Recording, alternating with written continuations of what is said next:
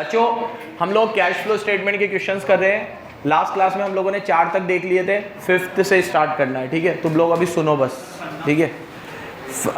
आपको cash flow statement बनाना है M&T limited का। सुनो, 1 से लेकर 15 तक आपको डेटा दे रखा है और सिर्फ ये बोला है प्रिपेयर कैश फ्लो स्टेटमेंट। ये नहीं बोला डायरेक्ट मेथड है कि इनडायरेक्ट मेथड है। अब तो मेरी बात गौर से सुनो, पहले बता चुका हूं, वैसे मैं तुम्हें शीट के क्वेश्चन में भी बताई थी ये बात कि जब भी कुछ गिवन ना हो तो जैसा डेटा वैसा आंसर। डेटा बोलेगा कि भाई डायरेक्ट मेथड से डेटा है तो फिर डायरेक्ट मेथड का, इनडायरेक्ट मेथड तो तुम्हें वैसे ही पहचान में आ जाएगा। अगर बैलेंस शीट बनी हुई है, नेट प्रॉफिट गिवन है, तो अपन को किससे करना है? इनडायरेक्ट। अब देखो इसमें बोला है कि कंपनी, पहली लाइन में बोला है सिर्फ माल हम कैश में बेचते हैं, ठीक है। दूसरी लाइन में जीपी दे रखा है 30% और जीपी अमाउंट में भी दे रखा है 382, ठीक है। ओपनिंग स्टॉक क्लोजिंग स्टॉक से 35,000 रुपये कम है, ठीक है। इतनी वेजेस हमने पे करी है, इतने ऑफिस के एक्सपेंस से इतना हमने डिविडेंड पे किया है, लोन हमने इतना चुकाया है जिसमें ब्याज इतना है, ट्रेड पेएबल ओपनिंग वाले क्लोजिंग वाले से इतने ज़्यादा है और ट्रेड पेएबल को हमने इतना अमाउंट पे किया है, टैक्स पेड इतना है, प्रोविजन फॉर टैक्स इतना है, इन्वेस्टमेंट इतनी है और इतने में बिकी है, डेप्रिसिएशन इतना है और प्लांट एंड मशीनरी तो इतनी है, ओपनिंग का कैश है और क्लोजिंग का कैश है, ठीक है भाई। ये डेटा देख के हमें समझ जाना चाहिए कि ये डायरेक्ट मेथड से सॉल्व होगा। किससे सॉल्व होगा? क्योंकि प्यारे बच्चों इसमें प्रॉफिट के अते पते नहीं है, तो इसमें क्या मैं सेल लूँ, परचेज लूँ, खर्चे लूँ और फिर क्या पहले P&L बनाऊँ और P&L से नेट प्रॉफिट निकालूँ? या बेवकूफ़ी थोड़ी करूँगा, सीधे चलेंगे अपन। सीधा डायरेक्ट मेथड का फॉर्मेट सबको याद है, एक एक बच्चे को। सबसे पहले हम लोग कैश सेल लेते हैं। क्या लेते हैं? फिर क्रेडिट सेल में ओपनिंग डेटर ऐड करते हैं, क्लोजिंग डेटर लेस करते हैं। परचेज में भी यही करते हैं, ओपनिंग क्रेडिटर ऐड करते हैं, क्लोजिंग वाले। आउटस्टैंडिंग एक्सपेंस में भी यही करते हैं, ओपनिंग वाले ऐड करते हैं, क्लोजिंग वाले लेस करते हैं। लेकिन प्रीपेड में उल्टा चलते हैं, ओपनिंग वाले लेस करते हैं, क्लोजिंग वाले। ऐसा क्यों करते हैं? ये लॉजिक के साथ हम लोग समझ चुके हैं, ठीक है। चलो अब पहली लाइन में बोला था सारी कैश सेल है, तो सारी सेल कैश है तो कैश में ले लो। अब सेल कैसे आएगी? जीपी दे रखा है कितना? 382 और जीपी परसेंटेज में भी दे रखा है, तो हम क्या करेंगे? जीपी तो ले लो 382,500 और 30% है तो डिवाइड कर दो इसको 30% से, 12,75,000, 12,70,000 ये सेल आ गई। क्या गई? सेल। अब प्यारे बच्चों डायरेक्ट मेथड में मोटा मोटा पैसा सेल से ही आता है, बस मोटा मोटा पैसा किससे आता है? सेल से ही आता है। तो ये सेल से ही पैसा आया है बस, तो इसको ए दे दो। अब अगर कोई कमीशन रिसीव वगैरह हो, क्योंकि कमीशन को भी अपन डायरेक्ट इनकम मानते हैं, तो देख लो एक बार, नजर फेर लो, कमीशन रिसीव दिख रहा है क्या कहीं? फिर बोला है ओपनिंग स्टॉक है, वेजेस है, सैलरी है, एक्सपेंस दे रखे, नहीं हो और कोई इनकम। तो डायरेक्ट मेथड में, अरे ऑपरेटिंग एक्टिविटी में सिर्फ सेल ही आती है मोटी मोटी, तो बाकी जो इनकम है वो कहाँ जाएगी? या तो इन्वेस्टिंग में या फाइनेंसिंग में। अब सेकेंड नंबर पे मैं सारे खर्चे लूँगा। क्या लूँगा? Total expense. क्या लूँगा? उसको डैश करके ले लेता हूँ एक एक करके। क्या क्या लिया है, जो जो होता जा रहा है उस पर टिक करते जाना। पहली लाइन मैंने पढ़ ली, दूसरी लाइन मैंने पढ़ ली, तीसरी ओपनिंग क्लोजिंग बाद में काम आएगा। वेजेस पेड, वेजेस भी एक्सपेंस होता है, ले लो इधर वेजेस पेड। डायरेक्ट पेड ही दे रखा है तो पेड ले लो 492,500, 492। बच्चों मेरी एक बात सुनना, अगर मैं तुम्हें यहाँ वेजेस पेड देता और नीचे दे देता opening outstanding 1 lakh, closing outstanding 1.5 lakh, तो हम ओपनिंग आउटस्टैंडिंग ऐड करके क्लोजिंग लेस करते? नहीं करते, पेड है ऑलरेडी। क्या गिवन है? छोटी छोटी चीजें ध्यान रखा करो। अगर मैं तुम्हें वेजेस एज पर P&L देता तो करते, वेजेस एक्रूवल बेसिस पे देता तो करते, वेजेस 12 महीने की देता तो करते। जब मैं तुम्हें दे ही कौन सी रहा हूं? पेड वाली, तो फिर कुछ करने की आवश्यकता, सीधे ले लेते। याद रखोगे? फिर ऑफिस एंड एक्सपेंस, ये भी पेड है तो ये भी सीधे ले लो। ऑफिस एंड सेलिंग एक्सपेंस कितने हैं? 75,000। वैशाली अब डिविडेंड पेड दे रखा है, लेंगे इसे? क्यों? नॉन ऑपरेटिंग है। कहाँ लेंगे? फाइनेंसिंग में लेंगे। अगर इनडायरेक्ट मेथड से चलता तो यहाँ ऐड करते और फाइनेंसिंग में लेते। अब यहाँ क्योंकि डायरेक्ट मेथड से चल रहा हूँ तो कुछ भी लेने की जरूरत, सीधे फाइनेंसिंग में लूँगा। आगे बैंक लोन F लिख दो, ये भी फाइनेंसिंग में लेंगे। ट्रेड पेएबल इसका कोई रोल नहीं है, अभी परचेज में आता है। ये किस में आता है? तो परचेज तो अभी देखनी पड़ेगी। Amount paid to trade payable, चलो डायरेक्ट ही गिवन है। Amount paid to trade payable मतलब कि पेमेंट टू क्रेडिटर दे रखा है। क्या दे रखा है? कितना है ये?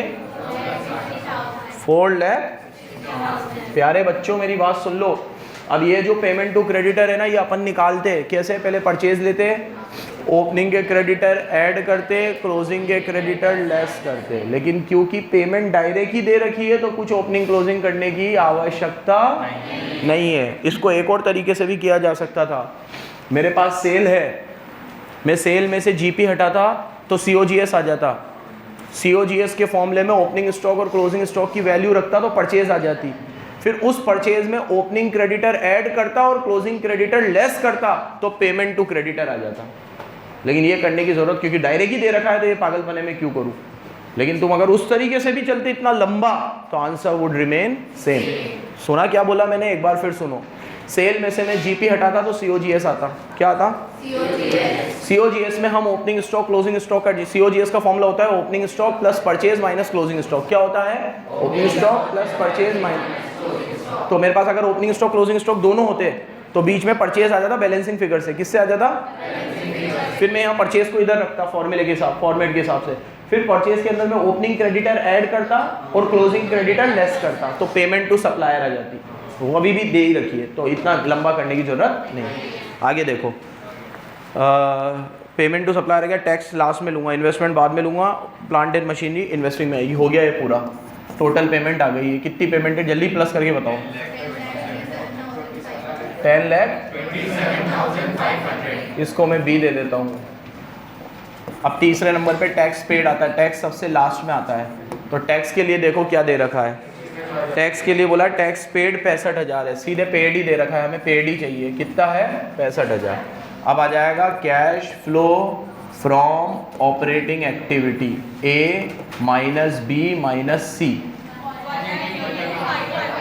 1। ये पहली एक्टिविटी चेक कर लो, ये आ रहा है क्या? 182,500 पहली बन गई। अब दूसरी इन्वेस्टिंग, ठीक है। इन्वेस्टिंग में क्या क्या आता है? मशीन का सेल, परचेज, फर्नीचर का सेल, परचेज और इन्वेस्टमेंट पे मिलने वाला रिटर्न। पढ़ो ऊपर से, ठीक है। ला एक पेन दो तो भाई। पहला हो गया, दूसरा हो गया, तीसरा काम का नहीं था, चौथा हो गया, पांचवा हो गया, डिविडेंड पेड बाद में आएगा, लोन बाद में आएगा, ये ट्रेड पेबल वाली चीज़ हो गई, ट्रेड पेबल, टैक्स हो गया। उसके बाद इन्वेस्टमेंट, इन्वेस्टमेंट सोल्ड करी है, क्या करी है? तो ले लो सेल ऑफ इन्वेस्टमेंट। क्या ले लो?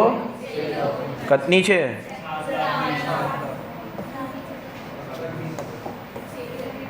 उसा बोला है 7 की है लेकिन 20 के प्रॉफिट पे बिकी है, तो कितने पे बिकी होगी? उसके बाद डेप्रिसिएशन तो नॉन कैश है। मशीन परचेज करी है तो ये भी इधर ही आएगी, परचेज ऑफ मशीन। कितनो? 2 लाख परचेज करिए तो माइनस में आ गया ये। नेक्स्ट, कैश ओपनिंग का है और क्लोजिंग का है तो बाद में काम आएगा। अब इधर देखो, इसमें से ये हटा दो, 4 लाख 470, इसको दे दो 2।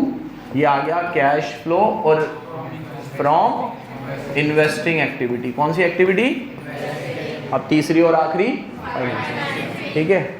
जो जो ले लिया है सब पे टिक करते जाना। इन्वेस्टमेंट ले लिया, डेप्रिसिएशन काम का नहीं है, प्लांट एंड मशीनरी ले लिया। अब क्या आएगा? फाइनेंसिंग। फाइनेंसिंग में क्या आता है? लोन वोन लेते हैं, उस पर ब्याज देते हैं।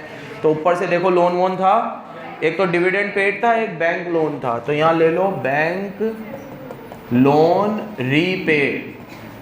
कितने का लोन है? 215, उसमें 15 का ब्याज भी है तो हमें तो पूरा ही लेना है, 2,15,000। और डिविडेंड पेड भी है तो वो भी ले लो, डिविडेंड पेड कितने का है?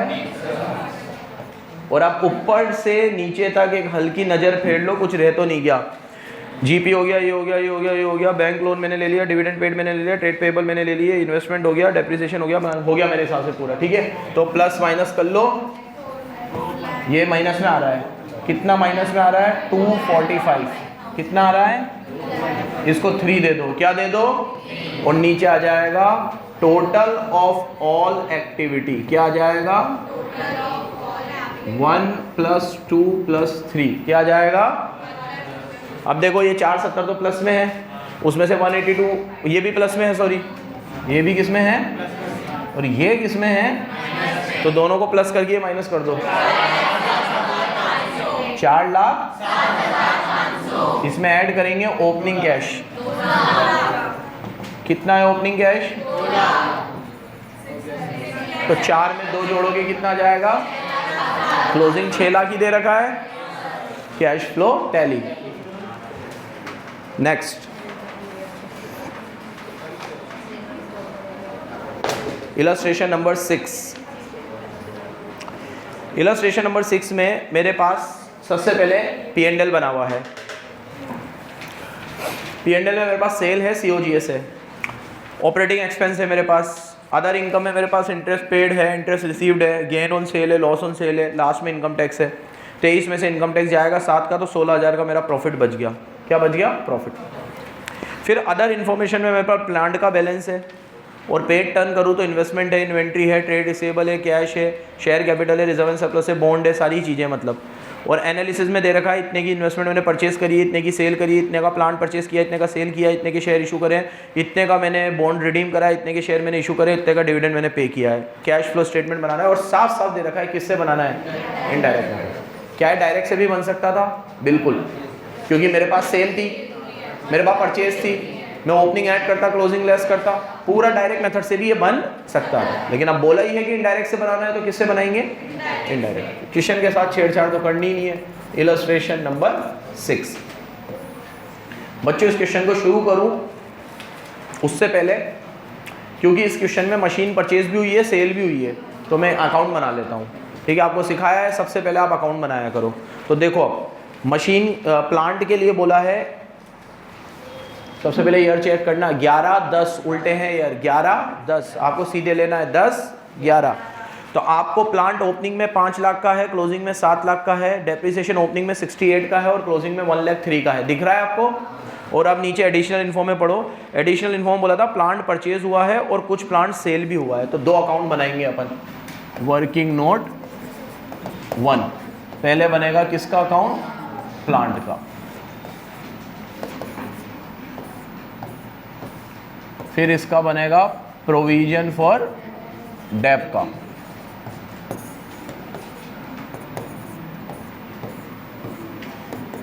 यहाँ आएगा ओपनिंग बैलेंस BD, यहाँ आएगा क्लोजिंग बैलेंस CD। बताओ जल्दी प्लांट के ओपनिंग क्लोजिंग बैलेंस। ओपनिंग कितना है?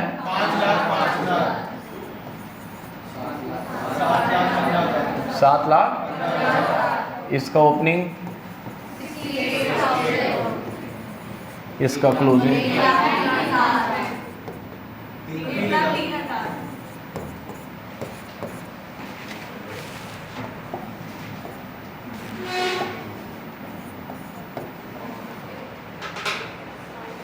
एडजस्टमेंट पढ़ो क्या बोला है। एक तो बोला है पहले प्लांट परचेज हुआ है, प्लांट परचेज हुआ है तो टू बैंक क्या आएगा? फिर बोला है प्लांट सेल हुआ है।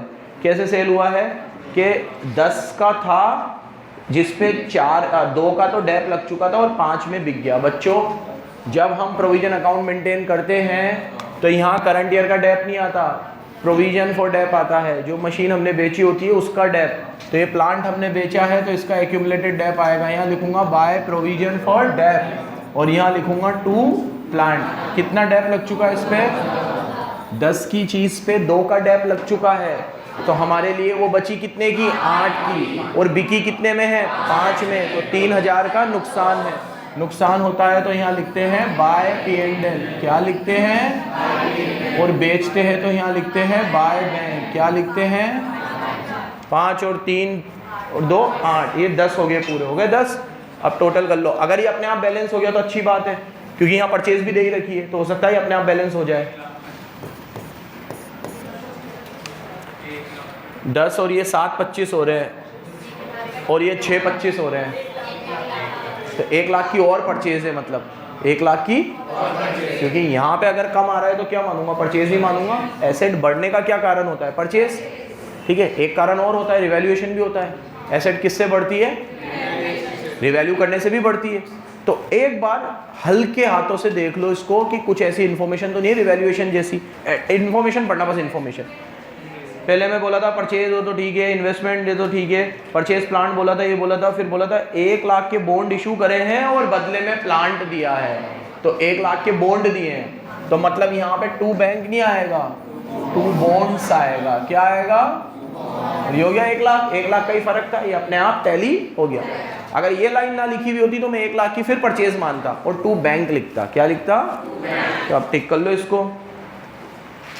एक शीट में मैंने क्वेश्चन दिया था, ऐसा ही था, उसमें मैंने ये लाइन लिखी हुई थी कि some assets have been revalued, तो फिर यहाँ पे रिवैल्यूएशन से वो पैसा कैपिटलिज्म में जा रहा था, क्योंकि उसमें ये लाइन लिखी हुई थी कि कुछ एसेट को हमने रिवैल्यू किया, याद आ रहा है, कुछ एसेट को हमने रिवैल्यू किया है और रिवैल्यू करके वो पैसा हमने कैपिटलिज्म में डाला है। तो फिर यहाँ मैंने 2 कैपिटल रिजर्व लिखा था। क्या लिखा था? और कैपिटल रिजर्व में वो 1 लाख रुपए बढ़ते हुए दिख भी रहे थे। एक एक चीज बराबर याद रखा करो, कहीं से भी तुमसे छोटी सी भी कोई गलती हुई ना तो पूरा बिगड़ जाएगा। जल्दी मत करना, घाई मत करना, ठीक है? क्वेश्चन में ही आंसर है इसके पूरा। आगे 50,000 के बॉन्ड हमने और इशू करे हैं, इशू करे तो फाइनेंसिंग में जाएगा, शेयर इशू करें ये भी फाइनेंसिंग में जाएगा, डिविडेंड पेड करा है ये भी फाइनेंसिंग में जाएगा। चलो अब मैं बनाना शुरू करता हूँ। 2 अकाउंट तो बन गए, एक इन्वेस्टमेंट का भी अकाउंट बना लेता हूँ क्योंकि उसको भी सेल परचेज किया है। जल्दी से इन्वेस्टमेंट का ओपनिंग क्लोजिंग बताओ, जल्दी बताओ एकदम।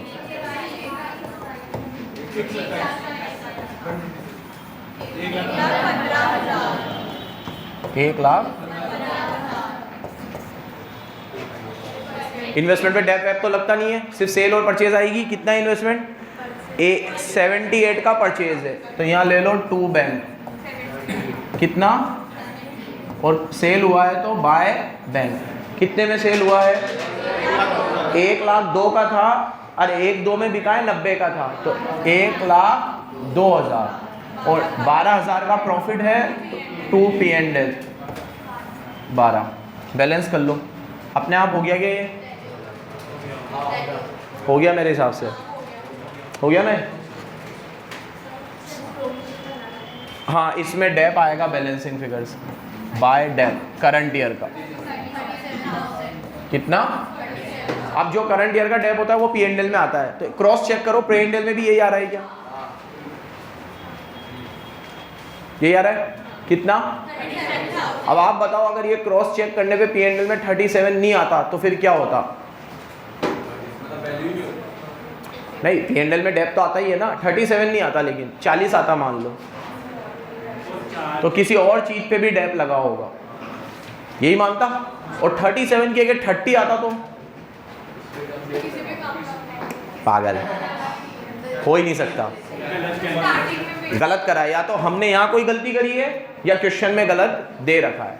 हमने तो कोई गलती कर ही सकते हम तो क्वेश्चन में ही गलत दे रखा होता, ठीक है? तो 37 की जगह 30 नहीं आ सकता कभी भी, लेकिन 37 की जगह 40 आ सकता था। अगर 40 आता तो हम ये मानता कि किसी और एसेट के ऊपर भी क्या लगा है? डेप लगा है। समझे कि नहीं समझे? चलो आगे देखो, ये इन्वेस्टमेंट का अकाउंट बन गया, प्लांट का अकाउंट बन गया। अब शुरुआत करेंगे हम लोग किससे? नेट प्रॉफिट से। किससे शुरू करेंगे? बताओ कितना दे रखा है नेट प्रॉफिट? टैक्स के पहले का बता रहे हो, टैक्स के बाद का बता रहे हो? पहले का ही ले लूं, क्योंकि अगर मैं बाद का भी लूंगा तो टैक्स मुझे वापस से, तो 16 लेके 7 ऐड करूंगा 23 ही आएगा, तो सीधे क्या ले लूं? समझे क्या बोला? मुझे वैसे भी बिफोर टैक्स ही चाहिए होता है, क्योंकि मेरे स्टेटमेंट के हिसाब से टैक्स सबसे लास्ट में आता है। तो ये अगर टैक्स माइनस करके भी देता है तो हम उसे वापस से प्लस ही करते हैं। तो अभी मैं माइनस वाला लूँ फिर प्लस करूँ, इससे अच्छा मैंने सीधे बिफोर टैक्स ले लिया। क्या ले लिया? Choice is completely yours. अब क्या करते हैं अपन लोग? नॉन कैश आइटम को ऐड करते हैं। तो यहाँ देखो, सबसे पहले नॉन कैश आइटम इधर से उठाएंगे, डेप।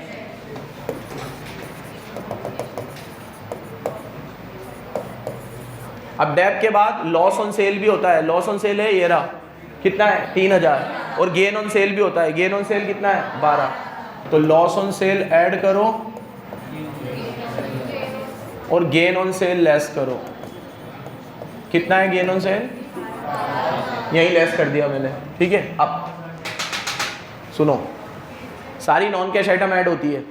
तरीका बताया था पहले दिन कि तरीका क्या होता है इनडायरेक्ट मेथड में। आप पहली नॉन कैश आइटम सारी एडजस्टमेंट में ढूंढना, पहले वर्किंग नोट से ले लेना, फिर एडजस्टमेंट में ढूंढना, फिर बैलेंस शीट में एक एक करके चेक करना।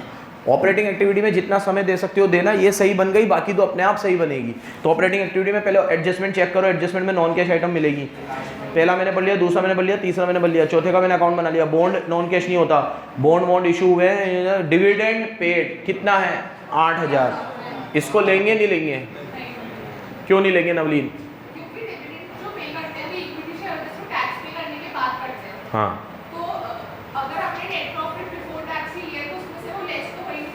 वेरी गुड बेटा, वेरी गुड। हम लोग ये सोचना पड़ेगा आपको, ये उस दिन भी बोला था कि जो रट के गया है उसकी तो बन गई पिक्चर कि हमेशा डिविडेंड पेड ऊपर ऐड करना है, नीचे लेस करना है। ये 12th से बड़े हो जाओ अब थोड़े।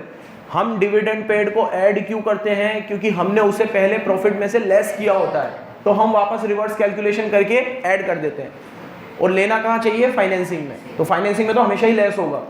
लेकिन अगर मैं प्रॉफिट ही बिफोर टैक्स ले रहा हूं, तो जब मैंने अभी टैक्स ही माइनस नहीं किया, तो डिविडेंड तो टैक्स के भी बाद आता है। तो जब मैंने उसमें डिविडेंड लेस ही नहीं किया, तो वापस ऐड भी नहीं करना। ये बात अच्छे से याद रखना। और पेज टर्न करके P&L भी तो बना हुआ है तुम्हारे सामने। तो डिविडेंड पेड अगर लेस हुआ होता तो P&L में दिख रहा है क्या तुम्हें कहीं? ये तो खुली किताब है, P&L तो बना हुआ है तुम्हारे सामने। तो उसमें से जब डिविडेंड पेड लेस ही नहीं हुआ, तो हमें वापस से ऐड भी नहीं करना। चलो याद रखना बराबर। गेन ले लिया, ये ले लिया। अब इसके बाद P&L बना हुआ है, तो P&L में नॉन कैश आइटम होगी तो दिख जाएगी, देख लो।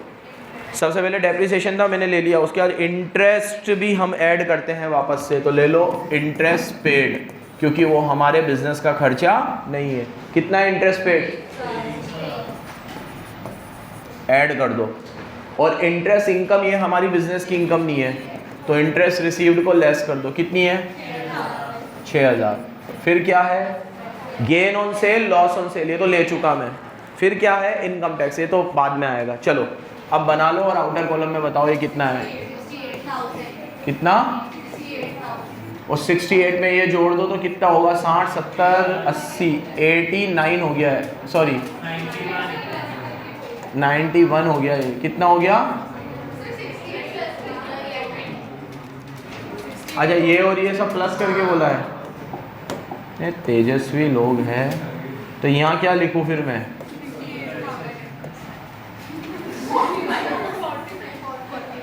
ठीक है, 68। इसको बोलते हैं operating profit before working capital changes. क्या बोलते हैं? Operating profit before working capital changes. अब करेंगे ऐड, और क्या ऐड क्या लेस?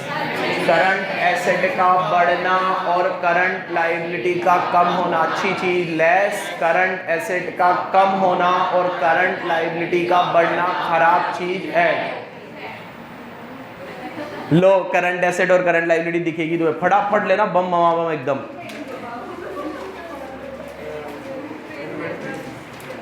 सबसे पहले प्लांट था, प्लांट तो करंट एसेट नहीं होती है, इन्वेस्टमेंट भी नहीं होती है। इन्वेंट्री करंट एसेट होती है। कितनी हो रही है ये? 1/10 से, यार उल्टे हैं, इधर से इधर देखना। 1/10 से 144 बढ़ रही है। एसेट का बढ़ना क्या होता है? लेस होता है, 34। इन्वेंट्री के बाद क्या है? Trade receivable. ट्रेड रिसीवेबल कम हो रहे हैं तो ऐड होंगे। कितने? जल्दी जल्दी करना, ये चीज़ एकदम जल्दी करना, इसमें बिल्कुल भी दिमाग मत लगाना। कैश नहीं लेते हैं, बाद में लेते हैं कैश। प्रीपेड एक्सपेंस कम हो रहे हैं, ये भी ऐड होंगे। प्रीपेड के बाद क्या है? लायबिलिटी, कैपिटल लेते नहीं है, रिजर्व लेते नहीं है, बॉन्ड लेते नहीं। ट्रेड पेएबल, ट्रेड पेएबल 43 से 50। लायबिलिटी क्या हो रही है? बढ़ रही है, खराब है, ये भी ऐड होगा। अब नहीं आना चाहिए ऐड में कुछ भी। क्या हो रहा है? ये बढ़ रही है, खराब चीज है, ये भी ऐड होगी। कितनी है? 3,000। अब तो बिल्कुल ही नहीं आना चाहिए। इनकम टैक्स नहीं लेते हैं, क्योंकि इनकम टैक्स का हम अकाउंट बनाते हैं। क्या बनाते हैं? तो लगे हाथ इनकम टैक्स का अकाउंट भी बना ही लो। इनकम टैक्स, यहाँ देखो, यहाँ देखो, बहुत मारूंगा। इनकम टैक्स का 4 लाइन का अकाउंट बनता है, 4 लाइन का। यहाँ पे आता है बाय बैलेंस BD, यहाँ पे आता है टू बैलेंस CD। सिद्धार्थ देख रहा है। और करंट ईयर का जो डेप बनाता हूं तो यहाँ आता है बाय P&L और पे करता हूं तो यहाँ आता है टू बैलेंस। अभी तक इतने शीट में क्वेश्चन किए, इतने एस में करे, अब इसमें कर रहे हैं। 4 से इसमें कोई पांचवी चीज नहीं आती है, 4 ही चीज आती है। ओपनिंग बैलेंस क्लोजिंग बैलेंस बता दो। 5000 3000। अब P&L दे रखा होगा तो बैंक बैलेंसिंग फिगर P&L में दे रखा है कितना 7000। वो P&L वाला ही क्यों माना मैंने, क्योंकि वो P&L में दे रखा है तो P&L वाला है। तो बैंक बैलेंसिंग 7 और 5 12 में से 3 गए 9000। कितना आया, ये गरीब को भी कंप्लीट करो, ये चिन्नू मुन्नू को 12 15 और 22 हो रहा है ये, और ये 34 हो रहा है, और ये माइनस हो रहा है। इसको बोलेंगे operating profit after working capital changes 50। और लास्ट में टैक्स पेड आता है तो लेस करेंगे टैक्स पेड। कितना छे,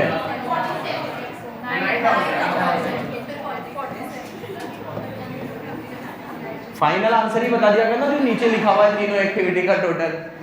पाप कटे, ये आ गया cash flow from operating activity.